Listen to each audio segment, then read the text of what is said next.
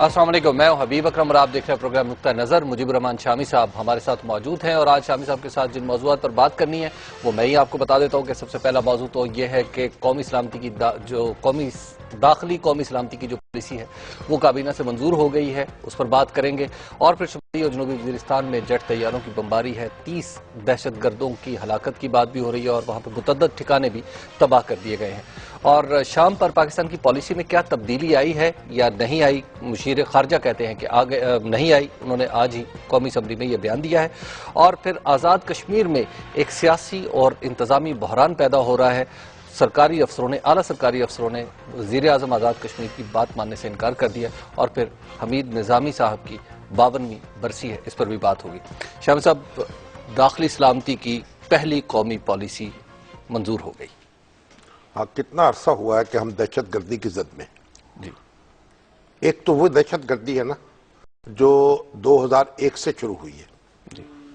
एक वो दहशत गर्दी है जो इससे पहले जब अफगान जहाज शुरू हुआ है और सोवियत फौजें वहां आई हैं तो पाकिस्तान उस वक्त भी बड़ी दहशत गर्दी का सामना करना पड़ा, यानी 1979 से 89 उस वक्त भी यहाँ जो सोवियत फोर्सेस थी, जो इंटेलिजेंस अदारे थे और फिर अफगान इंटेलिजेंस अदारे थे, उनकी तरफ से भी दहशत गर्दी होती थी। लेकिन उस वक्त ये खुदकुश हमले ईजाद नहीं हुए थे इस तरह से जैसे बाद में हुए।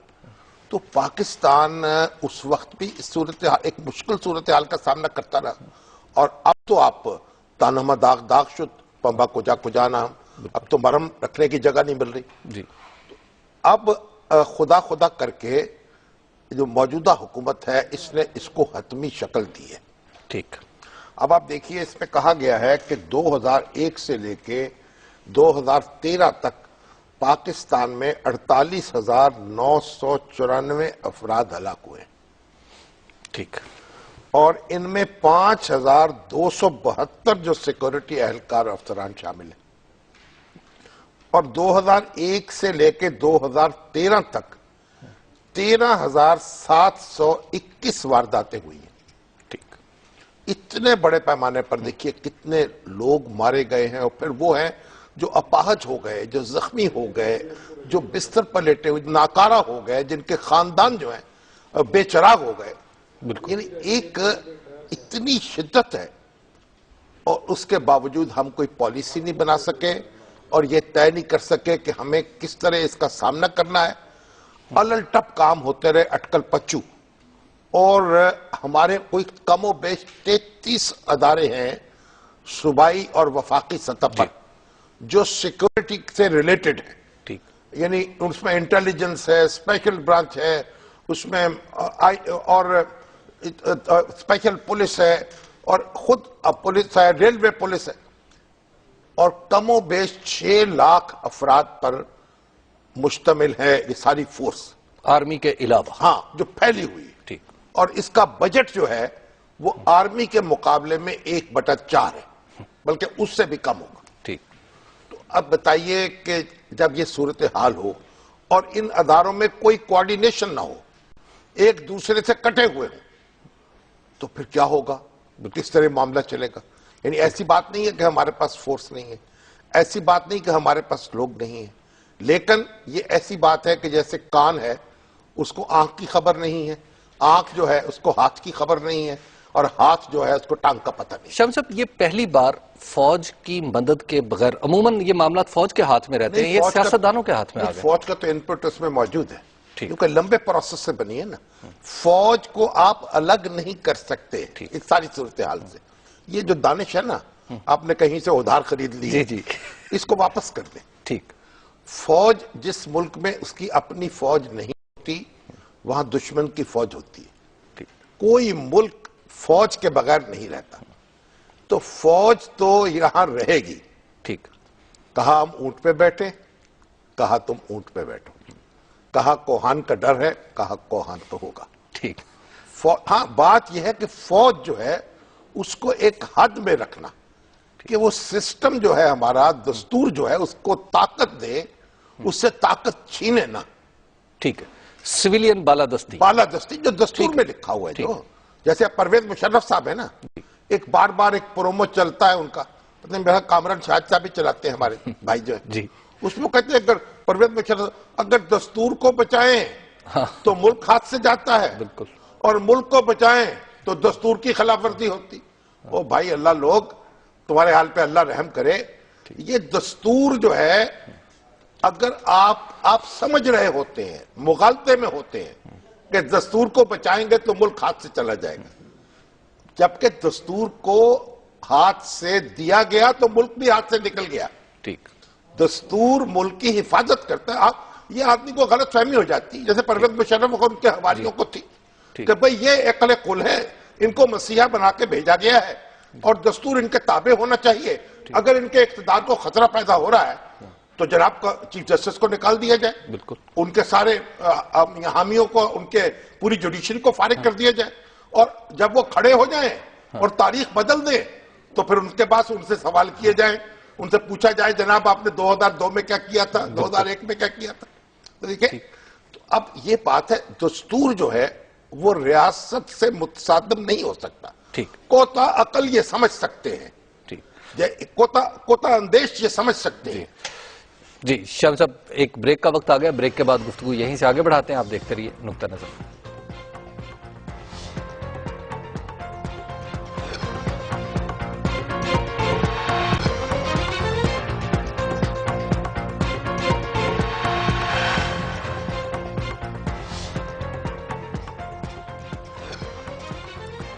नुक्ता नजर में एक बार फिर खुशामदीद बात हो रही है कौमी सलामती के दाखिली पॉलिसी जो है, दाखिली सलामती के हवाले से कौमी पॉलिसी पर। शम्स साहब, अब इसमें कहा गया कि बहुत सारे इदारे बनाएंगे, कोऑर्डिनेशन इंप्रूव करेंगे, क्या इन्हीं एग्जिस्टिंग इदारों को इंप्रूव कर सकेंगे? नहीं, बिल्कुल इन्हीं को करना है ना, जो इदारे तो बहुत सारे मौजूद हैं, तो नेक्टा भी मौजूद है ऑलरेडी। तो वो कहते हैं कि ये जो दो बुनियादी असूल है, पहली बात तो ये कि ये सिर्फ वजारत दाखिला का मामला नहीं है। ठीक है। ये एक मुख्तलिफ वजारतें जो है उनके दरमियान एक आपस में रब्त होना चाहिए, और ये बड़ी जरूरी है। यानी इसमें कई वजारतें और कई हुकूमतें, सूबाई हुकूमतें भी आती हैं, वफाकी हुकूमत भी आती है, उसके कई अदारे आते हैं। तो सिर्फ ये ना समझा जाए कि वजारत दाखिला के जिम्मे डाल दिया तो बस वो जाने, उसका काम जाने। एक तो ये काम है, और दूसरा ये है कि इसमें अदारे जो हैं मुख्तलिफ, उनको इंटीग्रेट किया जाए। ठीक। ताकि ऐसा ना हो कि एक दूसरे से कटे रहे वो।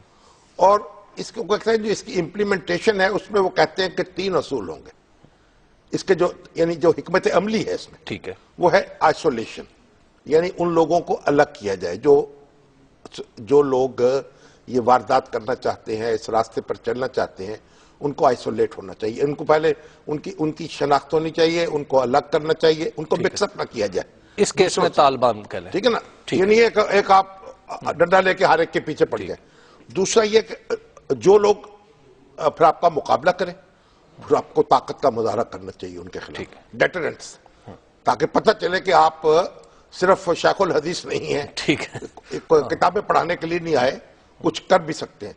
वो हमारे है ना अल्लामा इकबाल का शेर है ना कि सोबत पीरे रोम से मुझ पे हुआ ये राज फाश, लाख हकीम सर बजैब एक कलीम सर बकफ। यानी लाख वो हकीम जो ऐसे हथेली पे सर रख के बैठे रहे, और वो एक तरफ, और एक कलीम जो हथेली पे सर लेके बैठा वो दूसरी तरफ। तो आपको साबित करना कि अपने हथेली पे सर रखा हुआ। और फिर इसका तर्जुमा माहिरुल कादरी साहब ने किया है, वो बड़ा खूबसूरत है। इसी शेर का समझे एक लिहाज से कि गाजी ने चमकती हुई तलवार उठा ली, देता ही रहा शेख किताबों के हवाले। वाह, ये जो हम मीडिया वाले हैं ना, वो किताबों के तज्जियों के मारे हुए, तो वो अगर वो नहीं होगा, गाजी जो है वो तलवार उठाने वाला, तो ये नुक्ता संजी काम नहीं आएगी। तो डेटरेंस बड़ा जरूरी है। और तीसरी बात है डायलॉग। अब वो कहते हैं डायलॉग एक सिर्फ वसी टर्म है, ये भी इसी पॉलिसी का हिस्सा है। हाँ, यानी हिकमत अमली जो है, ठीक है, वो डिफाइन करते हैं उसको। अब ये डायलॉग जो है, इसका मतलब ये नहीं कि आप सिर्फ जो तालिबान है या कोई और ग्रोह है या कोई और ग्रोह, उससे आप डायलॉग करें।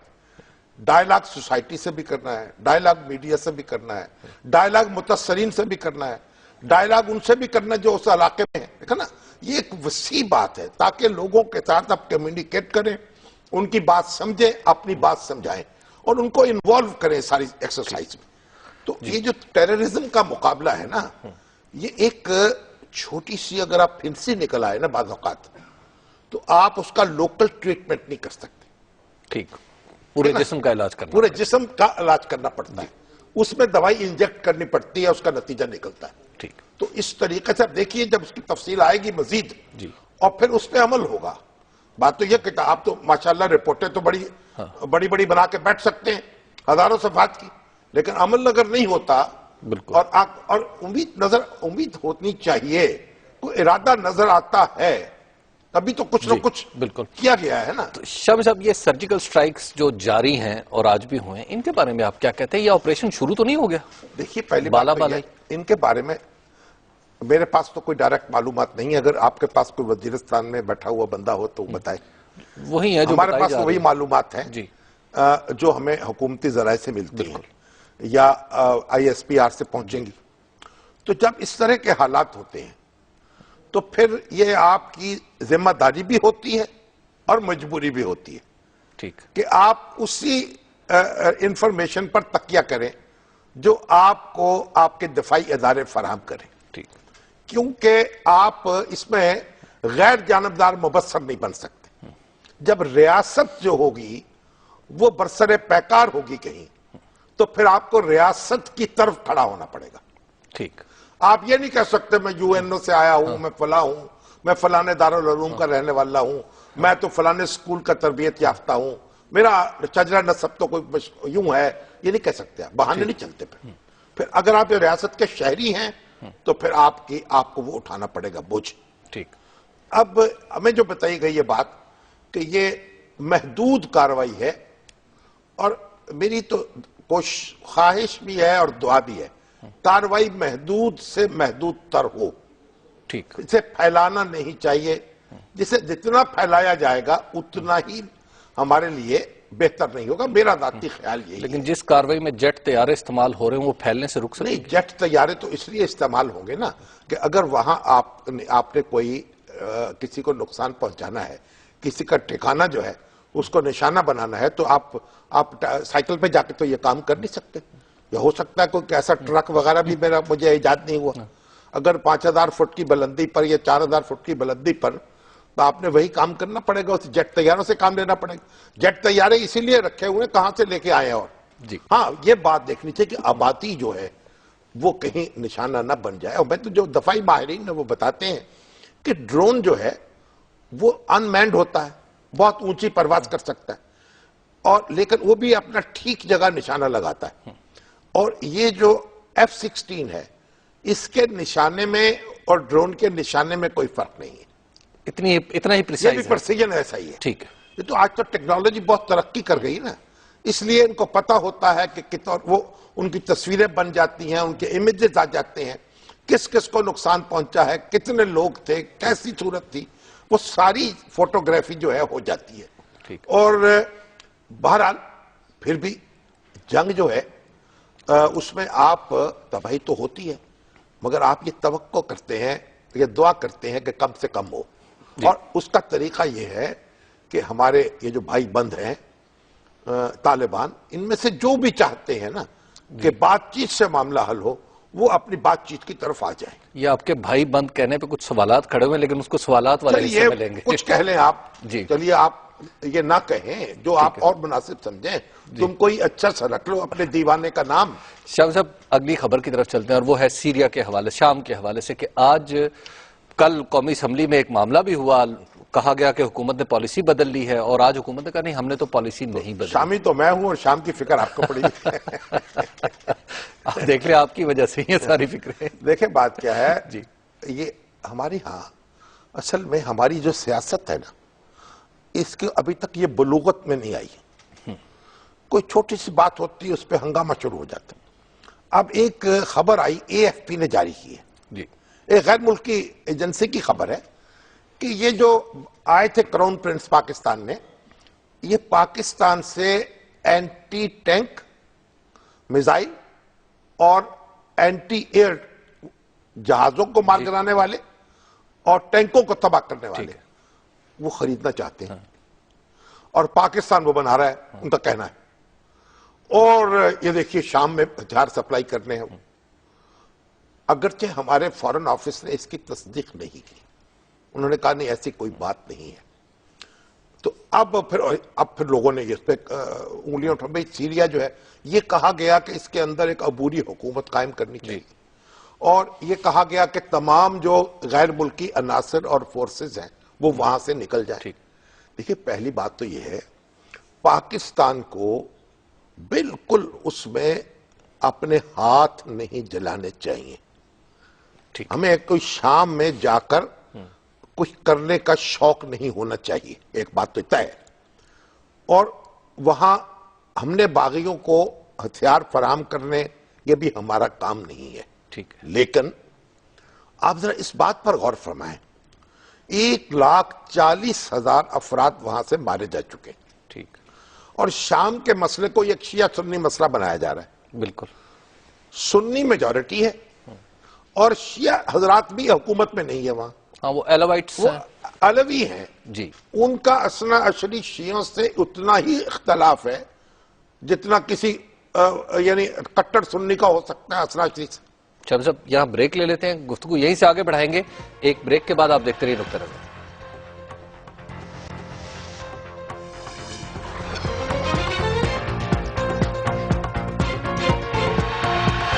जाहिर साहब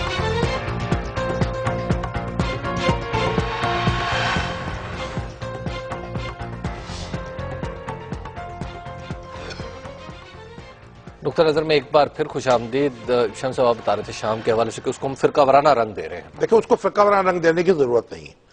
ये जो हफ्जुल असद हैं, फिर उनके बेटे जो बिशारुल असद हैं, इनको आप समझेंगे सद्दाम हुसैन ने शाम के। ठीक। तो अब एक जबर की हुकूमत, 1,40,000 अफराद मर चुके हैं इस तसादुम में जो जारी है, और इसको अब जरूरत इस बात की है कि इसमें कोई, देखिए, जो इतनी ये खाना जंगी पर नौबत नहीं आनी चाहिए। एक ही मुल्क के रहने वाले अगर इस तरह एक दूसरे से उलझेंगे तो फिर ये कभी इकट्ठे नहीं रह सकेंगे। जरूरत इस बात, जो लीडरशिप होती है ना, वो अपनी कुर्सी के लिए हर चीज कुर्बान नहीं करती, ठीक, बल्कि कोशिश करती है मफाहमत की, मसालेहत की। और अब अगर एक अबूरी हुकूमत वहां कायम हो जाए और वो एक कोई इंतखाबात करा ले या कोई ऐसी सूरत हो जाए कि फरीकैन जो है उनको इत्मीनान हो जाए, तो अब भी कुछ ना कुछ संभाला जा सकता है। और शाम साहब, पाकिस्तान के ऊपर सऊदी प्रेशर है फॉर वन रीजन। और क्या प्रेशर है? देखिए, सऊदी अरब की अपनी एक पोजीशन है, तुर्की की अपनी एक पोजीशन है, पाकिस्तान जो है उसकी अपनी एक पोजीशन है। पाकिस्तान उसके अंदर फरीक नहीं है।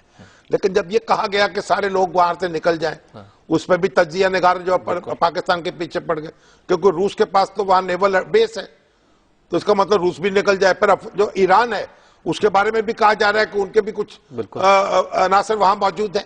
तो देखिए, जब सूरत हाल, एक फिर जो हराम तो सबके लिए हराम होगा ना, हलाल सबके लिए हलाल होगा। पाकिस्तान के बारे में तो झूठी सच्ची खबर छपी और शोर मचा दिया, हंगामा कर दिया, और जो दूसरे ममालिक वहां इन्वॉल्व हैं उसमें मौजूद हैं, उनको भी तो कुछ चीजों पर देखना चाहिए जी। तो पाकिस्तान की जो सीरिया, ये ताकत जो है, ताकत के खिलाफ कहां भी इसका इस्तेमाल होगा, हमें उसके खिलाफ आवाज बुलंद करनी चाहिए। शाम में जो ताकत का इस्तेमाल हो रहा है वहां के गरीब और मजलूम लोगों के खिलाफ और जबर की हुकूमत कायम है, उस पर भी एहतजाज होगा, और उसी तरह होगा जिस तरह हम यहां कर रहे हैं। हम ये कहते नहीं तालिबान को हक हासिल नहीं है अपनी मर्जी हम पर मुसल्लत करने का, तो वहां भी हक हासिल नहीं है। लेकिन जाहिर है कि तरीके से, करीने से, और असला जो है, पाकिस्तान असला भेजो, पाकिस्तान को असला, भाई तुर्की असला नहीं दे सकता उनको, वो इसराइल से नहीं ले सकते, दुनिया में और मार्केटें नहीं है, सऊदी अरब के पास ढेर लगे हुए हैं अमरीकी असला। जज्बाती शायद हम है इसलिए, तो हमें मतलब हमारे बारे में, हमारे अंदर ही बैठे हुए, हमारी आस्तीन के अंदर जो सांप हैं वही डसना शुरू कर देते हैं। हमें एक झूठी बातें फैलती हैं, फिर उनको हमें आप तज्जिया करना शुरू कर देते हैं। उनका ना सूत ना कपास, जुलाए से लट्ठम लट्ठा। शाम साहब, आजाद कश्मीर तरह चले, आजाद कश्मीर में भी एक बहरानी कैफियत है, वहां पर भी ताकत का तवाजुन जो है वो बिगड़ता हुआ नजर आ रहा है। अफसरान जो है वजीर आजम की बात ही नहीं मान रहे, वजीर आजम कह रहे चले जाओ। वो ये है कि जो वजीर आजम है वहां जो जिमनी इंतखाब हुआ, जी बिल्कुल, अब जिमनी इंतखाब में मुस्लिम लीग नून का आदमी जीत गया है और पीपल्स पार्टी का हार गया। ठीक है। और ये हमारे जो वजीर आजम है आजाद कश्मीर के, इन्होंने चीफ सेक्रेटरी को और पुलिस वालों को कहा था कि रेंजर्स को नहीं लगाना चाहिए यहाँ जी, क्योंकि पुलिस तो हुकूमत की मताहत होती है, मुकामी हुकूमत की। तो रेंजर्स वफाकी एक फोर्स है, उन्होंने वो रेंजर्स को लगा दिया। ठीक। अब वो नाराज हुए, इन्होंने दोनों वापस कर दिए। अब वो कह रहे नहीं जी, तो इलेक्शन जब अनाउंस हो जाए तो ये मामला लॉ एंड ऑर्डर वो हुकूमत की जिम्मेदारी नहीं रहती, आजाद कश्मीर हुकूमत की, वो उससे अलग हो जाए, इंतजामिया अलग हो जाती है। बहरहाल अब ये जो वजीर अमूर कश्मीर हैं बरजीस ताहिर साहब जी, और जो वजीर आजम है हमारे और उनकी पार्टी जो है, उनके दरमियान ठनी हुई है। उनका इजलास हुआ है, वजीर आजम भी मौजूद थे, असेंबली के मेंबर भी मौजूद थे, सदर साहब भी आ गए वहां उनके, और उन्होंने बड़ी धुआंधार तकरीरें की उनके खिलाफ। और बरजीस ताहिर साहब का भी मैं इंटरव्यू पढ़ रहा था, एक पर्चा आता है कश्मीर लिंक के नाम से, उसमें वो भी बड़े धुआंधार थे। तो मुझे तो वो बात अच्छी नहीं लगी, इसलिए कि पहली बात तो यह है कि जो जब हुकूमत मौजूद है, उन्होंने कहा ये करप्शन के इल्जाम लगाए बरजीस ताहिर साहब ने, दूसरे लगाए। भाई हुकूमत एक मौजूद है ना, उसका नज्म तो कायम रहना चाहिए ना। वजीर आजम आजाद कश्मीर हमारे साथ फोन लाइन पे मौजूद चलिए हैं। बात करते हैं। जी, अस्सलाम वालेकुम चौधरी साहब। हेलो जी, अस्सलाम वालेकुम शामिल साहब। चौधरी साहब ये क्या हुआ जनाब, ये क्या झगड़ा क्या पैदा हो गया? बड़ी मैं आपका रेजोल्यूशन देख रहा था, बड़ा तुंदो तेज है वजीर अमूर कश्मीर के खिलाफ। देखिए जी शामी साहब, मैं एक दो चीजें अर्ज करना चाहता हूँ। हाँ जी, ये जो 22 तारीख को जिमनी इलेक्शन हुए हमारे, 19 तारीख को वजीर अमूर कश्मीर लाहौर लश्कर के साथ जाते हैं वहाँ और तकरीरें करते और जलसा आम में ये बात कहते हैं कि आजाद कश्मीर के वजीर आजम का कोई हुक्म नहीं माना जाएगा और मैं यहाँ का हुक्मरान हूँ, चीफ सेक्रेटरी इंस्पेक्टर लैंड अफसर जो है वो मेरी मर्जी और मंशा के मुताबिक चलेंगे, हम इसके कोई बात अपने जूते की नोक पर भी नहीं समझते। और 22 तारीख को मैं इसको बताऊंगा कि तुम कहाँ रहते और 23 तारीख को कदमों में गिर जाएगा। और ये उसने अल्फाज इस्तेमाल किए जलसायाम में। अभी मैं दूसरे पहलू पर आता हूँ। वो कहते हैं मैट्रिक पास को लगा दिया पब्लिक सर्विस कमीशन का चेयरमैन। मेरी बात सुने शामी साहब, बात यह है, एक बात यह है कि जो आजाद का इंटरिम कॉन्स्टिट्यूशन है 1974 एक्ट जो है और रूल ऑफ बिजनेस जो है, मैं चीफ एग्जीक्यूटिव हूँ, मेरी मर्जी और मंशा के बगैर ये कोई फोर्स जो है पंजाब रेंजर्स को नहीं मंगवा सकते थे।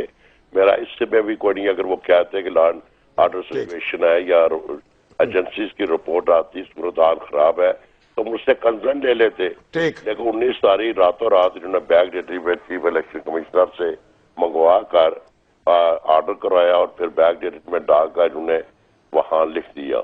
अब बात यह है कि कराची माहदे के तहत भी मैं आइन और कानून की बात करता हूँ, रूल ऑफ बिजनेस की बात करता हूँ। Chief secretary has no authority at all. तो चीफ सेक्रेटरी और आईजी को वापस भेज दिया आपने? नहीं, वो मेरी सुन लेना बात। हाँ जी। ये मैंने उससे एक्सप्लेनेशन पूछी, मैंने कहा भाई तूने ये किया है तो मुझसे कम से कम पूछ तो लेते आप।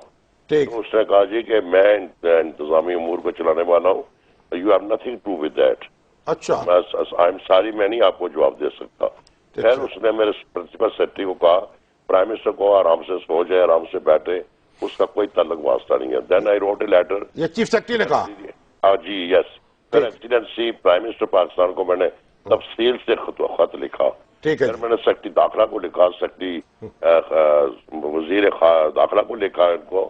फिर उनको मैंने दोबारा चीफ सेक्रेटरी को कहा कि तूने मेरे एग्जीक्यूटिव ऑर्डर को चैलेंज किया है, मेरी हैसियत को चैलेंज किया है। मेरी हैसियत को नहीं है, स्टेट जम्मू कश्मीर के लोगों की हैसियत को चैलेंज किया है। आपने मेरी हुर्मत, मेरी इज्जत, मेरी मट्टी की इज्जत की बेइज्जती की है।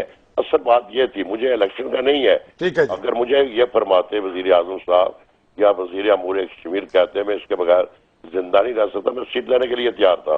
मेरा कोई इशू नहीं था एक सीट से, ना तो मेरी हुकूमत आगे जा सकती है ना पीछे जा सकती है। दूसरा सवाल ये पैदा होता है कि एक लैंड अफसर जो एक बैड मैसेज दे रहा है, कल पाकिस्तान के अंदर मकबूजा कश्मीर के अंदर भी इंतखाब होने जा रहे हैं। और ये क्या आईजी को भी आपने वापस भेजा? जी, आईजी को भी आपने वापस भेज दिया? नहीं, मैं वो बताता हूँ ना आपको। अब इनको मैंने कहा है कि आपका कोई ऑर्डर यहाँ नहीं चलेगा, मैंने लिख कर दिया, मैं कोई लड़ाई नहीं लड़ना चाहता। ठीक है, मेरी लड़ाई पाकिस्तान के साथ नहीं है। और मैं ये भी समझता हूँ कि ऐसे हालात में जब पाकिस्तान एक बामर में है, एक मुश्किल में है, हालात ठीक नहीं है, तो मैं इतना पाकिस्तानी हूँ, मेरा जुज़्व ईमान है, मैं पाकिस्तान को हरम शरीफ समझता हूँ, पाकिस्तान मेरे ईमान का हिस्सा है। और ये मैं कहना चाहता हूँ कि अगर इस तरीके से रियासत के तशख़्ख़ुस को मजरू किया जाए, तो ये इंडिया को पैगाम दे रहे हैं, क्या दे रहे हैं? अब ये जो दोनों अफसर हैं अभी वापस नहीं गए, वही हैं जी। अभी दोनों अफसर विड्रॉ नहीं हुए जी, विड्रॉ नहीं किया है, मैंने तो लेटर लिखा है उन्हें और उनको मैंने लिख दिया कि your services are no more wanted. ठीक है जी, ठीक और यहाँ पैनल मुझे भेज दिया। मैंने साहब आपकी हुकूमत अभी तो नवाज शरीफ साहब ने बचाई थी गिरने से, आपकी हुकूमत तो गिर रही थी कुछ अर्सा पहले तक।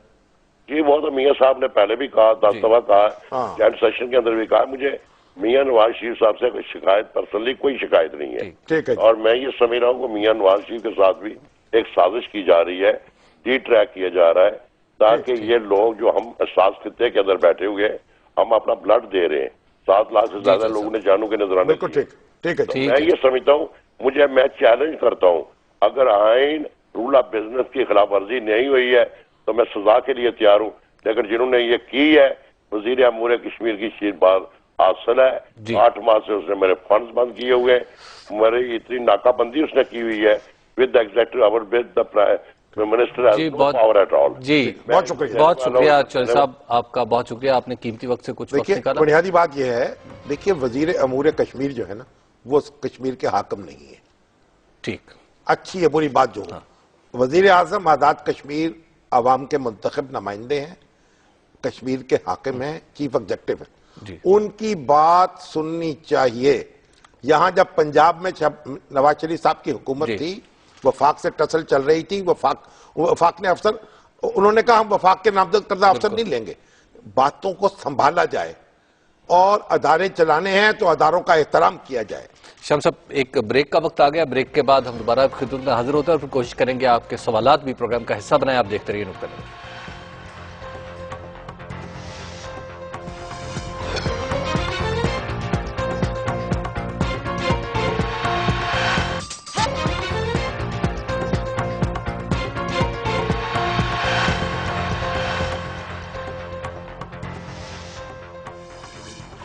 नुक्ता नज़र में एक बार फिर खुशामदीद। आपके सवालात प्रोग्राम में लेने से पहले शाम साहब, हमीद निजामी साहब की आज 52वीं बरसी। एक तो लोगों के मैसेज आ रहे हैं, सलीम खालिद साहब का भी है, टाउनशिप में देखा नहीं जा रहा दुनिया इस वक्त। अच्छा, ये फेसबुक पे भी कुछ लोगों ने शिकायत की है, कोई प्रॉब्लम वहां हुआ, पता नहीं, जो मेरे ख्याल कोई केबल वाले हैं उन्होंने कुछ गड़बड़। फेसबुक पे भी कुछ बिलाल साहब बता रहे हैं कि आज आप ऑन एयर ही नहीं है, तो मार्केटिंग वाले देखें जरा इस बात को जी। अच्छा, अब हमीद निजामी साहब का दिन था आज, ऐवान इकबाल में एक तकरीब थी, उनके जो बेटे आरिफ निजामी साहब हैं उनकी तरफ से, क्योंकि वो ऐवान इकबाल के चीफ एग्जेक्टिव हैं, तो वहाँ हाँपते कामते हमारे ओरिया मकबूल जान आए। ठीक, उन्होंने तकरीर करनी थी, लेकिन वो तकरीब के बाद पहुंचे। क्या हुआ, एक मीटिंग थी बड़ी जरूरी। क्या? अच्छा, कि हाई कोर्ट जो है ना, वो चिल्ड्रन लाइब्रेरी लेना चाहती है। अच्छा, क्यों? कि वहाँ एक बच्चों की अदालत कायम कर दी जाए। तो भाई बच्चों की जो लाइब्रेरी है उसका क्या बनेगा? तो बच्चे तो जुलूस निकालेंगे।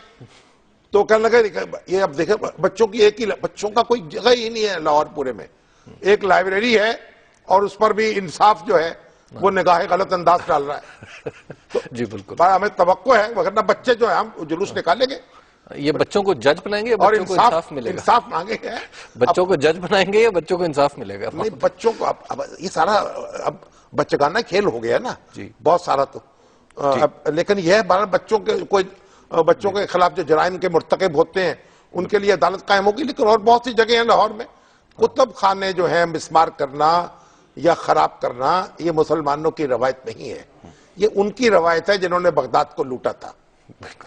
शाम साहब, कुछ सवाल। अच्छा हाँ, हमीद नदामी डे जी, तो हमीद नदामी साहब का तस्करा तो करना था, आज तो वक्त नहीं है, कल करेंगे इसमें। चलिए शाम साहब, कुछ सवालात हैं और खास तौर पे 2 सवाल बहुत ही अहम है। एक तो यह है कि शाम साहब, बहुत सारे लोगों ने आपका जो एक बयान है उसको, वो जो आपने कहा था कि शहबाज शरीफ साहब जैसे 20 आदमी हो जाए तो इस मुल्क की तकदीर बदल जाए, नहीं, ये पीटीआई के लोगों को बहुत बुरा लगा और उन्होंने कई एतराजात उठाए हैं। नहीं तो वो ठीक है, वो इमरान खान साहब की तरह के 20 लोग पैदा कर ले। अच्छा, तब भी तकदीर बदल जाएगी, कम बन सकता है। देखिए बात यह है, आप किसी से इख्तलाफ करेंगे, इत्तफाक करेंगे, भाई हमारे यहाँ जब मुसीबत हो गई, जो जौहर किसी के अंदर मौजूद है उसका एतराफ तो करना चाहिए ना। एक लगन है, एक बेचैनी है, एक कोशिश है, एक भाग दौड़ है जी, उसमें लगे हुए शहबाज शरीफ साहब। अब इसको अप्रिशिएट करना चाहिए। जब इमरान खान साहब इस तरह की तगतो करते हैं, उनको भी अप्रिशिएट किया जाता है। तो अभी आप भी आप काम करें इसमें, इसलिए जरा सेहतमंद मुकाबला कर ले, क्या हर्ज है। और वो केपी में लगे भी हुए और हैं। केपी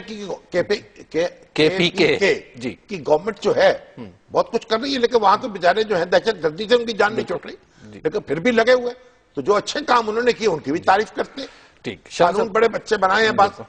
शामी साहब, दूसरा जो आपके ऊपर एतराज आ रहा है वो ये है कि आप कोई सल्फी शरीयत नाफिज करवाना चाह रहे हैं पाकिस्तान के अंदर, और ये लोग कह रहे हैं कि हमें आपकी सल्फी इस्लामी जमहूरिया नहीं इंसानी जमहूरिया पाकिस्तान से कोई ताल्लुक नहीं मेरा, लेकिन वो भी सल्फी जो है वो भी इस्लाफ से उनका ताल्लुक है, इस्लाफ से सल्फी बने हैं ना। बिल्कुल। तो मुझे ना उनसे कोई दुश्मनी है और ना मैं उनका कोई वो हूं। देखिए वो भी वैसे ही पाकिस्तानी है, वैसे मुसलमान है जैसे हम सब हैं। बारी देखिए, हर जो ये फिरका बंदी जो है ना, इसमें हम नहीं फंसने के। ठीक, इसमें फंसना जो है, काजी आज़म से पूछा ना आप शिया है या सुन्नी, उनका रसूलुल्लाह सल्लल्लाहु अलैहि वसल्लम क्या थे, कहा उस वक्त तो नहीं थे, उनका उस वक्त नहीं थे शिया सुन्नी, तब कहां से आ गए। तो ये सारे बात के कारोबार किए हुए हैं लोगों ने, ये शिया हो या सुन्नी हो या बरेलवी हो, नक्शबंदी हो, चिश्ती हो, हमारे लिए सब बराबर है, हम सबकी इज्जत करते हैं, एहतराम करते हैं। जब शिया भाइयों पर कोई मुश्किल पड़ती है या कोई उनके खिलाफ टारगेट किलिंग होती है, सबसे पहली सदा एहतजाज हम बुलंद करते हैं। और हम चाहते हैं इस्लामी जमहूरिया पाकिस्तान ही इंसानी जमहूरिया पाकिस्तान है। तो इस्लामी जमहूरिया ईरान हो सकता है तो पाकिस्तान क्यों नहीं हो सकती। शामी साहब, हमारे आज के प्रोग्राम का वक्त खत्म हो गया है, तो हम अपने नाजरीन से लेते इजाजत। कल तक के लिए, कल फिर आपकी खिदमत में हाजिर होंगे। अल्लाह निगहबान।